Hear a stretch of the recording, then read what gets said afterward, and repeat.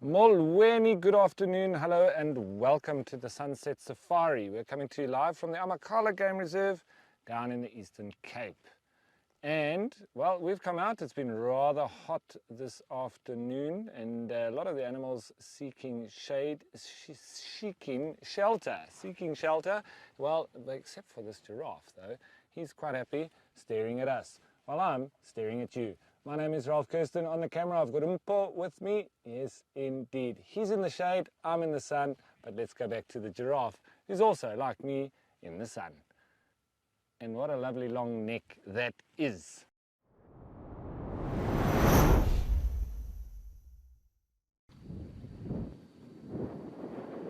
So I did start to meander further to the east of Scotia Dam, and they've got themselves a nice little spot here. They're kind of right on the edge of a slope, just to the left hand side of them here. It drops off pretty quickly, and the wind is definitely pushing through this little gap here, helping to cool them down. It is most definitely a hot afternoon here at Kariga. You can see that slightly younger buffalo in the center of the herd who's just lifted his head up. He's a very different color to everybody else. He has got himself completely caked in a bit of mud there. So he was obviously a little bit more boisterous, a little bit more adventurous in terms of heading down to the mud wallows earlier on today. And actually surprising to see that a lot of the other adults aren't completely caked in mud either.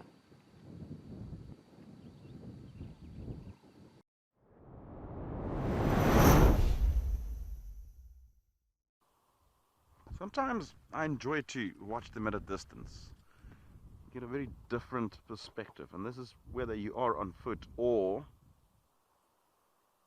in vehicle.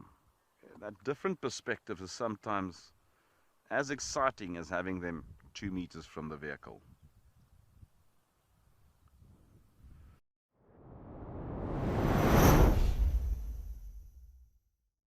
Thanks for joining me. Here we have this beautiful pride. It looked like this particular pride, they even go during the day hunting. Seems like they've been moving in the area since they were left early morning by Steve, because we just realized the female was coming from far distances down south. The rest were in the tall grasses. We nearly drove past the area. Lucky enough, we get here in the right time, and we're able to caught this female while she was moving from the south heading north. And you can see with the impala, they were lambing, but we didn't understand what's going on, which means they have spotted this pride here. It's in the nature of lions sometimes, most especially if they do have youngster. They do hunt in the course of a day, most especially if the youngster are still young, in a week of 3 up to less than 3 months. They hunt in the course of a day, because at night they have to return back into a den in a very early stage of an hour when it's to get dark, because you find that most of the time if you spend more hours, hyenas and the leopard, they get active at the same time. If the mother is not in the den, hyena discover the den. What's going to happen? They're going to kill the cubs. It's in the nature of all these two species. That is nature balance, of course. Hyena do the same, and the lion do the same. Hyena, if they come across with lion cubs, they also kill them.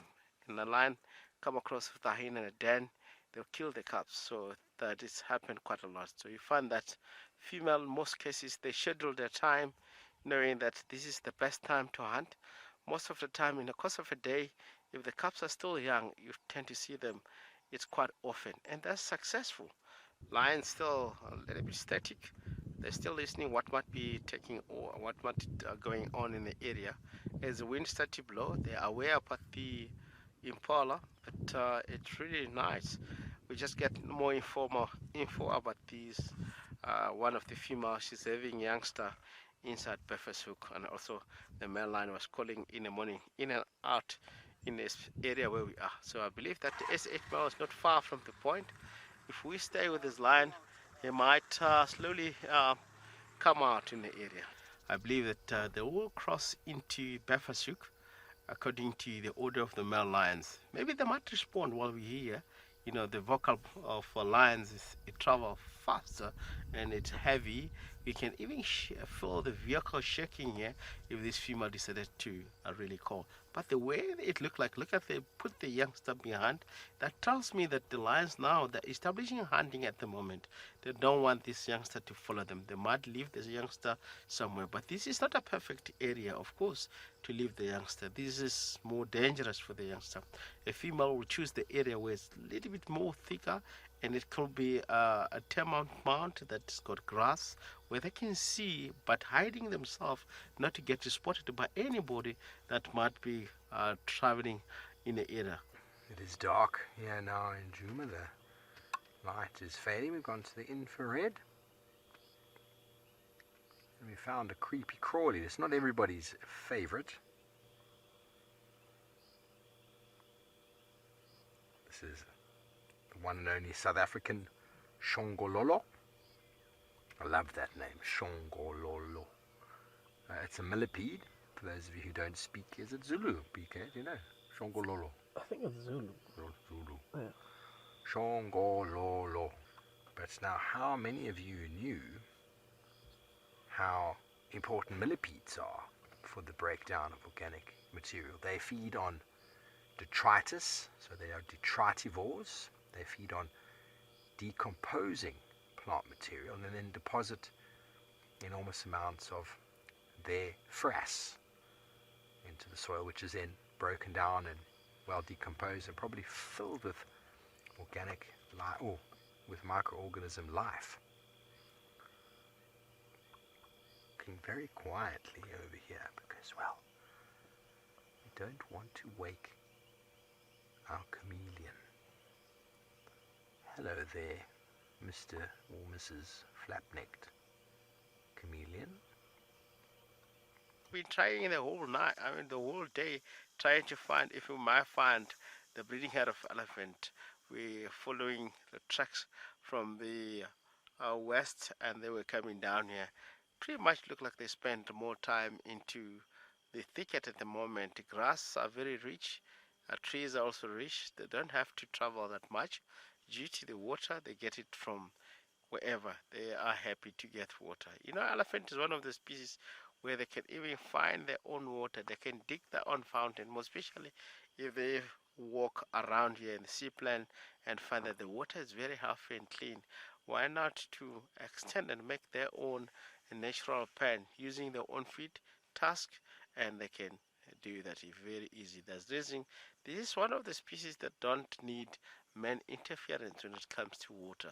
If elephant find an area that is really wet, they can wallow on that.